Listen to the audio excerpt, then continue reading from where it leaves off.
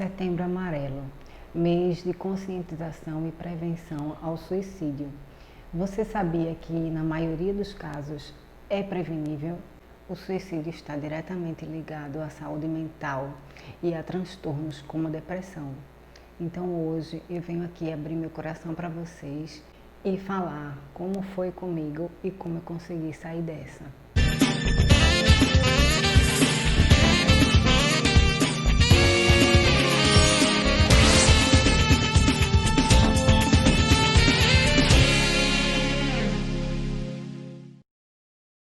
A depressão é comumente confundida com tristeza porque ela se desencadeia de algum acontecimento que traz esse sentimento.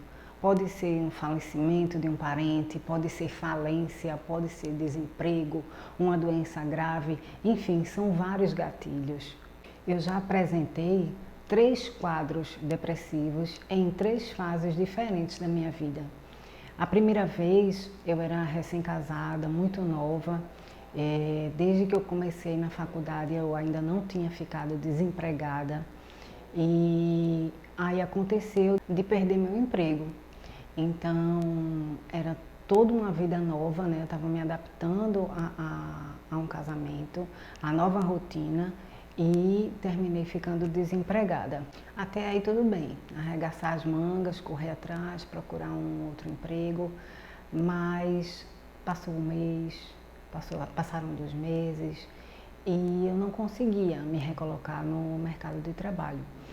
Na época, isso foi lá em 2009, não tinha essas redes sociais, a gente não tinha tanto acesso à internet, então era mais por indicação. Na época eu trabalhava na área financeira, então assim, eu comecei a adquirir dívidas, né? Eu não consegui quitar as dívidas que eu tinha pendente, eu não recebi rescisão, é todo um detalhe que não dá para falar aqui, mas eu estava com o meu nome negativado e eu não consegui emprego na área financeira justamente por se consultar o CPF, né?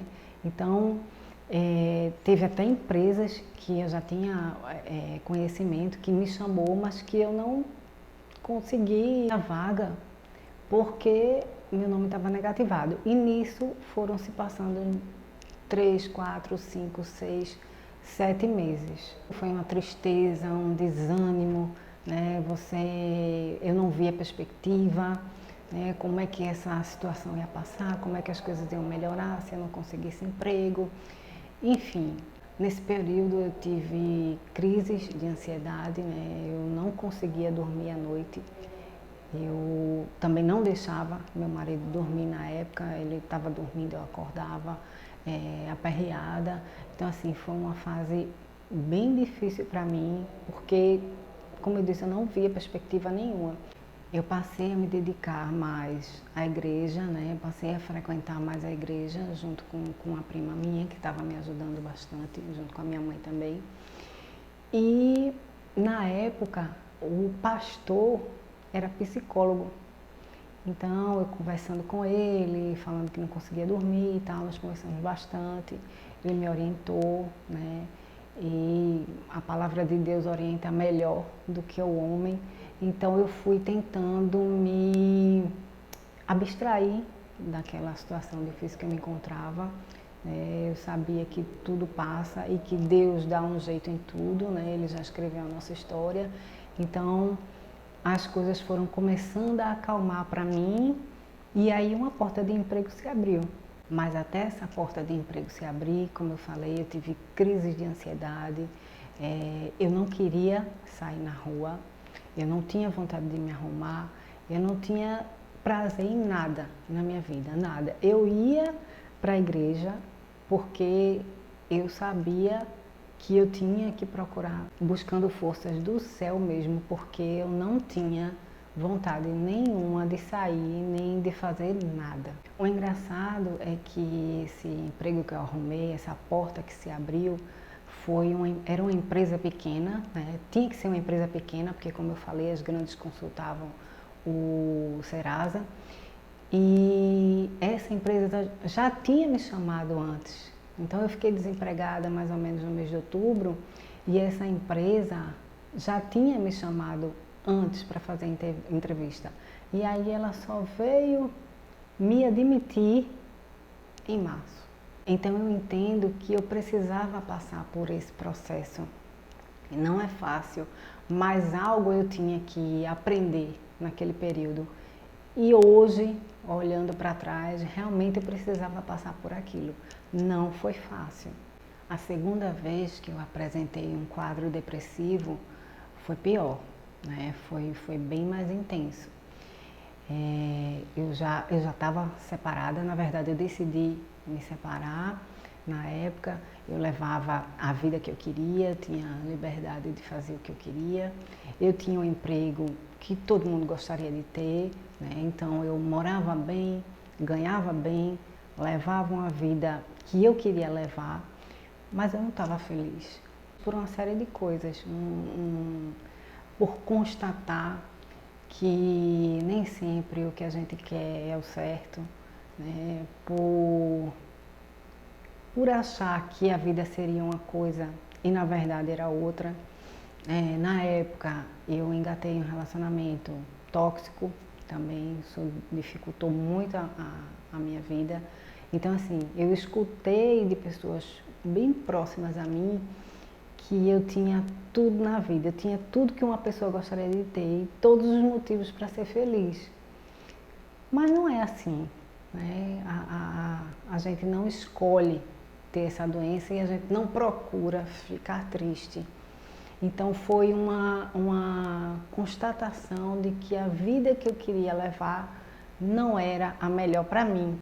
E aí meu mundo caiu.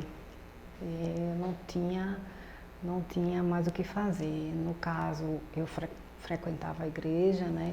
Eu tinha Deus do meu lado, às vezes eu tinha vergonha de conversar com Ele, né? Eu tinha vergonha de orar por estar triste, né?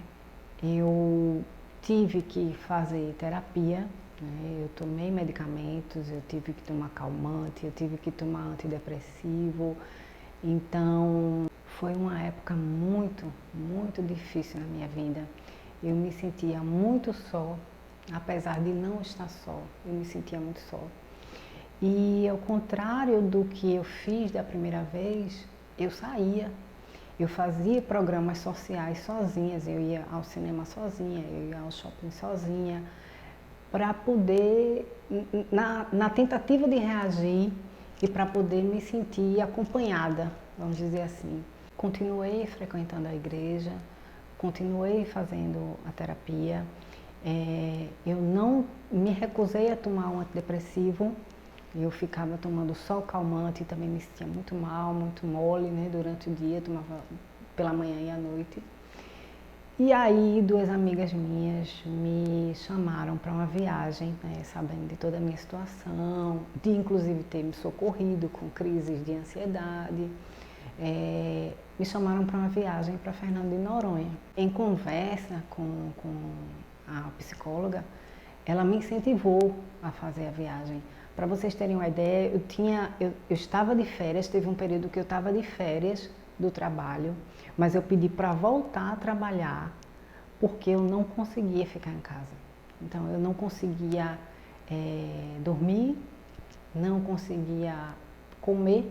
Eu tinha perdido bastante peso e aí eu ia para o trabalho para ter gente ao meu lado, né? Então eu sabia que eu tinha que reagir por experiência, né, da primeira situação, eu sabia que eu tinha que reagir, mas era difícil encontrar forças para isso.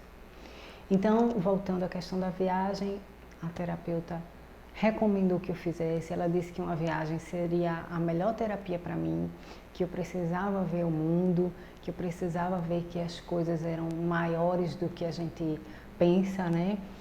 E disse que, inclusive, Fernando de Noronha, ela disse que não é um lugar romântico, como a gente vê, é um lugar de aventura e que eu me aventurasse nessa viagem. E realmente é um lugar de aventura. Fui com duas amigas, fomos passar uma semana em casa de parente de uma amiga, então a gente curtiu a ilha como nativas, então foi realmente uma semana, apesar de algumas coisas que aconteceram, muito boa para eu ver que o mundo é mais do que isso, que a gente preso ali naquele sentimento, sem querer viver, mas a vida está aí para ser vivida. Então, quando eu voltei dessa viagem, eu voltei com outra cabeça, né? Eu até coloquei várias hashtags lá no Instagram, como Noronha Terapia, e realmente foi uma terapia para mim. Quando eu voltei, não foi da noite para o dia que eu me senti melhor. Foram, foram processos, né? Foram passando os dias, eu fui eliminando algumas coisas que não cabia mais na minha vida, né? Fui resgatando outras e consegui sair dessa. Foi pesado, mas consegui sair dessa.